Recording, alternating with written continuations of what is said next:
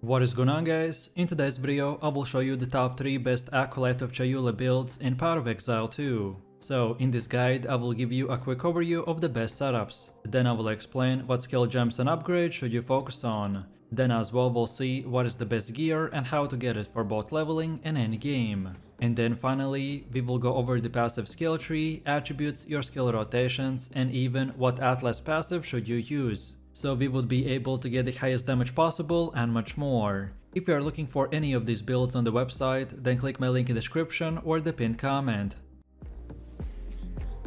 This setup is known as the Lightning Storm Monk build, which uses the Acolyte of Chayula ascendancy to allow you to embrace the darkness by sacrificing spirits. This build will offer a unique playstyle focused on storm damage and the manipulation of the darkness powers. With the strong defensive capabilities of Embrace the Darkness, as well as the life and energy shield leech, the Acolyte of Chayula will offer a great set of tools for survival, but where the huge drawback usually was in his lack of damage. So I did a lot of hours of testing and now we finally have a build that can easily compete and even outperform the Invoker Monk builds. So if you're ready for this simple enough build that only requires for you to spam 2-3 buttons and then obliterate anyone and everyone that stands in your way, then this is the one for you. So let me show you the build, and for the main class I have chosen to go with the Monk, and our ascendancy is the Acolyte of Chayula. Then for the first skill we have the Gathering Storm with the support gems such as the Overcharge, Lightning Exposure and the Coursing Torrent.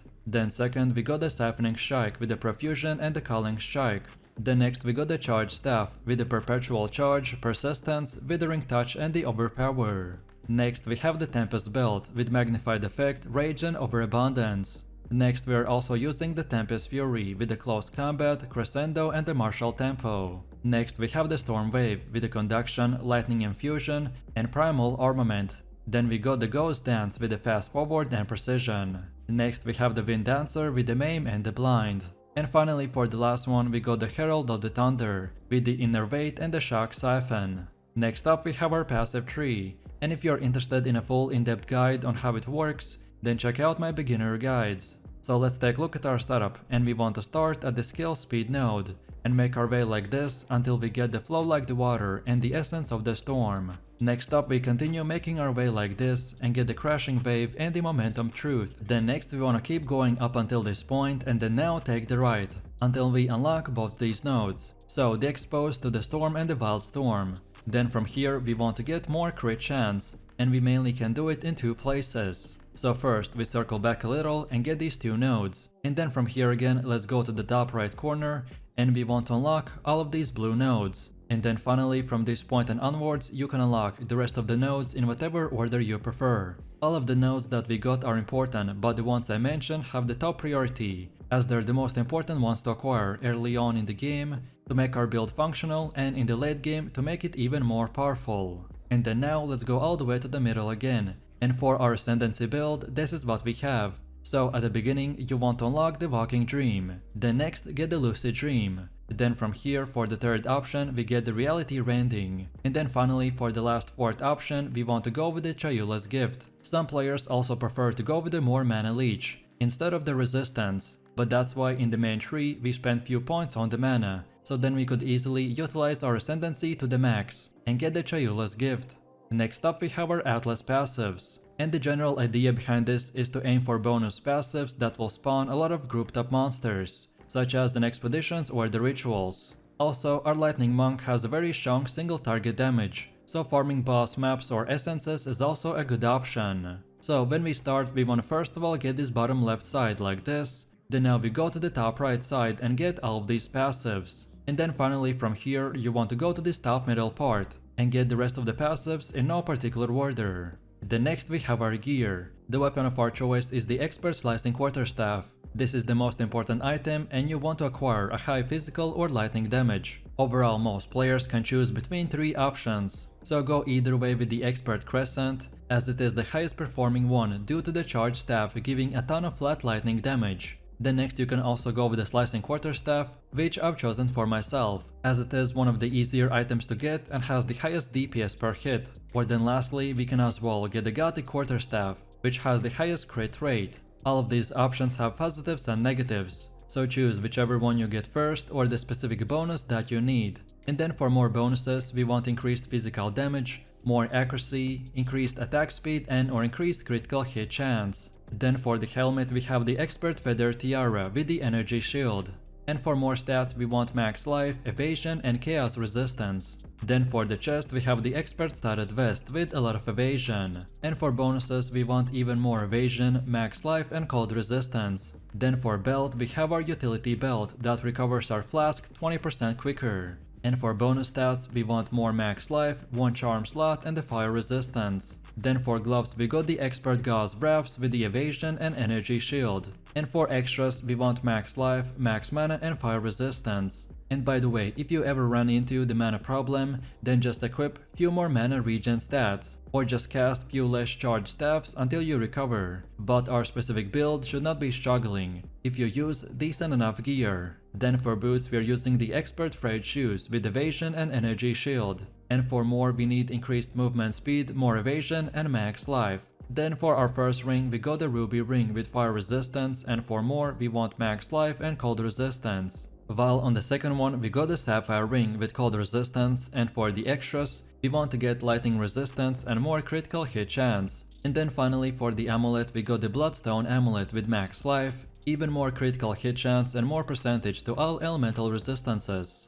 And now finally let's quickly take a look at how this build will work. So pretty much all monks have proven that by using the charged staff it will give you an insane damage buff that is worth investing into by keeping a high uptime. It's also important to make sure that you're using the Gathering Storm on mob bosses and the pinnacles to apply a shock through its shocked ground and exposure through the lightning exposure. And finally, the last important skill is the Tempest Belt, as he can do his own damage each time it gets hit. And this is the majority of our single target DPS. So the general gameplay of this build is pretty straightforward.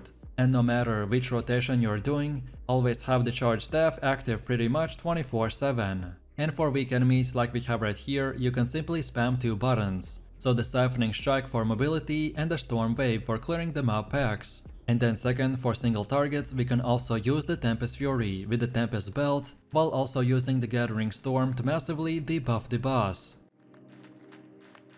So this is a very unique build, where we are going to be making a poison setup by using the monk class. And the main reason for this is one of his ascendancy nodes, called the Reality Rending. This will apply to our Gas Arrow Cloud and do massive extra damage as chaos, which then increases our poison damage. Also, this effect has the added benefit of making any elemental damage you gain from the bow, quiver and the rings also apply, at least partially, to your poison. So in short, our gameplay is revolved around using the bow to shoot gas arrows that quickly expand, poisoning all enemies they come in contact with. And besides all of these buffs that we have working in the background and stacking our poison damage extremely high, we will also use Plague Barrier once we have enough collected poison to do massive amounts of damage. So let me show you the build, and for the main class we are going with the monk and our ascendancy is Acolyte of Chayula. Then for the first skill we have Into the Breach with Clarity, Cannibalism, Precision, Herbalism and Vitality. Then second we got the Gas Arrow with Martial Tempo, Heft, Deadly Poison, Concentrated Effect and Execute. Then next we got Wine Arrow with Scattershot, Swift Affliction, Momentum, Fawn of Rage and Comorbidity. Next we have Plague Barrier with Physical Mastery, Chaos Mastery, Magnified Effect, Astral Projection and Unbreakable. Next we got Despair with the Heightened Curse, Focus Curse and Persistence. Next we got Herald of the Plague with no support gems. Next we got the Ghost Dance with Fast Forward. Then next we got the Eye of Winter with the Withering Touch, Unleash, Arcane Tempo and the Pierce. Next we have Wind Dancer with the Blind, Maim and Pin.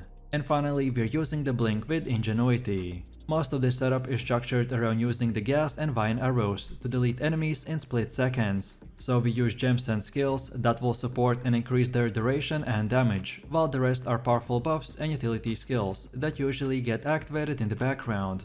Next up we have our passive tree, and if you're interested in a full in-depth guide on how it works, then check out my beginner guide. So let's take a look at our setup, and we want to start at the skill speed node. And then go like this while taking these 4, so Flow like Water, Mindful Awareness, Step like Mist and the Flow state. Then next we keep on going until the Killer Instincts, and then afterwards go to the right and get these 2, so the Kite Runner and the Legion Toxins.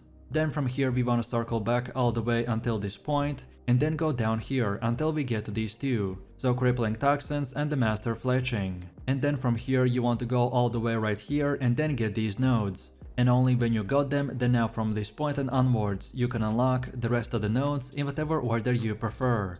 All of these nodes that we got are very useful, but the ones I mentioned have the top priority, as they're the most important ones to acquire early on in the game, to make our build functional, and then later on, the priority doesn't really matter that much. And then now, let's go all the way to the middle again, and for Ascendancy build, this is what we have. So at the beginning you want to unlock Reality Rending, as this is one of the biggest reasons and the cornerstones of our build. This will apply to our Gas Arrow Cloud and do massive extra damage as Chaos, which then increases our poison damage. Also, this effect has the added benefit of making any elemental damage you gain from the bow, quiver and the rings also apply, at least partially to your poison. Then second, we want the Waking Dream. This is yet another big part of our build. This ability will allow you to see the flames of Chayula. These flames will grant you bonuses based on their color. So purple is the main one and it will grant 7% damage gained as Chaos for 5 seconds, which can stack up to 10 times. However, the best part is that the Waking Dream will grant us Clarity, Cannibalism, Precision, Herbalism and Vitality, all for free, by just simply having them linked. Then next we get the Lucid Dreaming. This will double all of our effects and durations of the flames of the Chayula, and grant 14% damage gained as Chaos. And then finally we want the Chayula's Gift. This will give us twice as much Chaos resistance. It might not sound like much, but when you think about it and understand that the easier you cap your resistances, the more slots and bonus stats you get, the more increase to our damage you can do even further. So feel free to use the exact same path as we have right here, and don't forget to check this video's description to find the link for this website, and this should make it easier for you to follow the path. Next up we have our gear. The weapon of our choice is the advanced dual string bow with firing an additional arrow. And for bonus stats we want increased and adds more physical damage, more accuracy, increased attack speed, more levels to all projectile skills, and fires one more additional arrow. Then also we are using the offhand Kaldi Volant quiver with increased arrow speed. And for bonus stats we got adds physical and lightning damage, increased damage with the bow skills, more levels to projectile skills, increased attack speed and more to dexterity. Then for helmet we have advanced chain tiara with energy shield, and for more we got even more max and increased energy shield, max mana as well as cold and fire resistance. Then for chest we have the expert scalper's jacket with evasion and energy shield, as well as small movement speed. And for more we want max life, max energy shield, more evasion and dexterity. Then for the belt we have utility belt with 20% faster flask recovery. And for more we got max life, max mana as well as cold and fire resistance. Then for gloves we got the snake bite with evasion. These are not required but are relatively cheap to get, but no matter what you get you want as much evasion as possible, with life regen or more resistance. Then for boots we're using the expert feather sandals with energy shield, and for more we need increased movement speed, max energy shield, more to intelligence as well as lightning and chaos resistance. Then for first ring we got the breach ring with adds to physical damage to attacks, more evasion, max life and more to dexterity and intelligence. While for the second one we have the unsent ring with one additional skill slot. And for more we need max life, max mana, more to all attributes and also dexterity. And then finally for amulet we have the Jade amulet with more to dexterity, max energy shield, then increased energy shield and more to spirit. No matter which gear you choose, just at least try to get 75% resistance cap on all 4 elements. This is the best setup, which would be more of an example of what stats and prefixes to look for. And now finally, let's quickly take a look at how this build will work. So first up we have AoE farming, and for this one we simply want to use the gas arrow to stack the plague barrier and then activate it for massive amounts of damage. And then for single targets we want to first of all look out for any purple flames. These will give you damage gained as chaos, which is especially nice if the boss performs few animations before attacking. So then right before the target spawns we want to use the gas arrow few times to pre-stack. So then when we have built up our plague barrier stacks, then we want to set it up by using the despair and eye of winter. Then use vine arrow once and then right after use the plague barrier to activate the skill for massive amounts of damage. This setup's main focus is to lock down your enemies with quick freezes that last a long time. Even bosses are vulnerable to being frozen, and we can just lay down insane amount of DPS while they're stuck doing no damage. Your main gameplay loop will revolve around using the Ice Strike to close the gap between the enemies. Then drop the Tempest Belt to help you do more damage, and then activate your Charged Staff, Ice Strike and the Shattering Palm. If you're looking for the most powerful monk build that freezes and builds upon insane attack speed and cold damage, then this is the one for you. So let me show you the build, and for the main class I have chosen to go with the monk, and our ascendancy is the Invoker. Then for the first skill we have the Ice Strike with support gems such as the Cold Infusion, Martial Tempo, Crescendo, Primal, Armament and Inspiration. Then second we got the Shattering Palm with Execute, Blind and the Ice Bite. Then next we got the Herald of the Ice with Magnified Effect, Cold Mastery and Elemental Focus. Next we have the Ghost Dance with the Fast Forward and Clarity. Next up we have the Charged Staff with the Perpetual Charge, Persistence and Maim. Then for one of the last ones we got the Unbound Avatar with Fire Mastery and the Lightning Mastery. Then next we have the Charge Infusion with no support gems. Next up we got the Tempest Belt with Rage, Heavy Swing, Glacianation and Overabundance. Then for one of the last ones we have the Wind Dancer with Culling Strike, Cannibalism and Vitality. And finally for the last one we are using the Combat Frenzy with Profusion and Precision. Most of this setup is structured around using the Ice Strike and the Tempest Belt to delete enemies in split seconds. So we use gems and skills that will support and increase their speed and damage, while the rest are powerful buffs and utility skills that usually get activated in the background. Next up we have our passive tree, and if you're interested in a full in-depth guide on how it works, then check out my beginner guide. So let's take a look at our setup, and we want to start at the skill speed node. Then go like this until we get these three, so Flow like Water, Mindful Awareness and the Step like Mist. Then next we keep continuing going like this, and take all of these, so the Flow State, Crashing Wave, then also Moment of Truth and finally the Conservative Casting. Next we move forwards until we are here, and then we take the Killer Instinct and the Tenfold Attacks. Then next we now take the left side and keep going until this half circle, while on our way taking all of these blue nodes, as well as the Resonance Keystone, and then stopping at this Deep Trance node. Then now we want to circle back a little, and keep going up top until we get to this Spectral Ward. Then afterwards we go till the end, and now take the right side, and then get all of these nodes that you can see right here.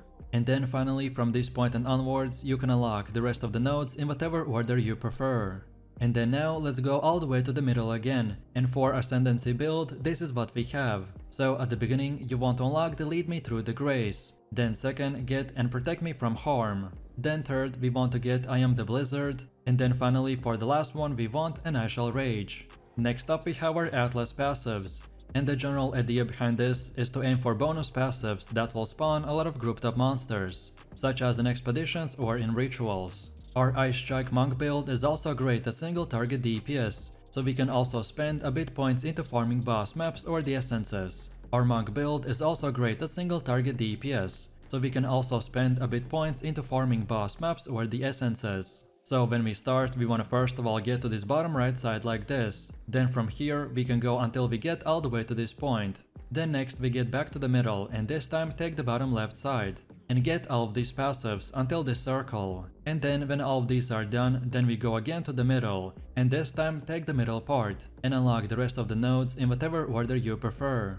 Next we have our gear. The weapon of our choice is the Expert Slicing Quarterstaff with the bonus stats like the increased physical damage, adds more to physical damage, more accuracy, increased crit chance and attack speed. Then for the helmet we have the Expert Veiled Mask with evasion and energy shield. And for extras we want more increased evasion and energy shield. Then also max life and mana. And finally any type of resistance like fire or cold. Then for chest we have the Expert Scalper's Jacket with evasion and energy shield.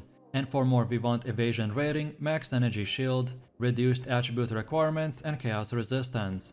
Then for the belt we have the utility belt with 20% quicker flask recovery. And for bonus stats we want max life, cold and lightning resistance. Then for the gloves we got the advanced spiral warp with max life, evasion and energy shield, increased attack speed and fire and cold resistance. Then for boots we're using the Expert Frayed Shoes with evasion and energy shield. And for more we for sure want the increased movement speed, then also max life and mana, and if possible then lightning resistance. Then for our first and second ring we got the same one, so we are going with the Amethyst ring, as its base stat gives chaos resistance. And as chaos resistance is not that easy to get, so this is the best place to get free resistance. And then for more we want accuracy, more dexterity, and more intelligence. And then finally, for amulet we got the Azure amulet with increased mana regen. And for more we need accuracy, plus more levels to all spell skills and cold or lightning resistance. No matter which gear you choose, just at least try to get 75% resistance cap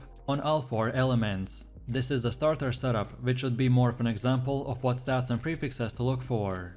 And now finally, let's quickly take a look at how this build will work, and I will show you 2 rotations. So first up we have a very basic rotation, which is meant to clear big monster groups and just weak enemies. So all that we want to do is use the Shattering Palm and then follow that up with the Ice Strikes. The Shattering Palm in this case will act as the first engage mobility tool and to increase our crit rate, so then we can simply spam the Ice Strikes and obliterate enemies in few seconds. Or then the second rotation we mainly use against single targets and bosses. So this time we want to start with using the Ice Strike 4 times. Then next we use the Tempest Belt. Then afterwards 4 more Ice Strikes. Then Charge Staff. Then again 1 more Tempest Belt. And now finally you can keep spamming the Ice Strikes as much as possible. The main idea behind this is to use the Tempest Belt as a buffing tool, because it gives us a lot of damage and some extra attack range buff, so then we can use our Ice Strikes and the Charge Staff as our main DPS skills, and then just rinse and repeat. This build is extremely powerful, so no matter what you do, if you build it right, then you will be doing crazy amount of damage numbers. But if you wanted to know the most optimized skill rotation, then here they are.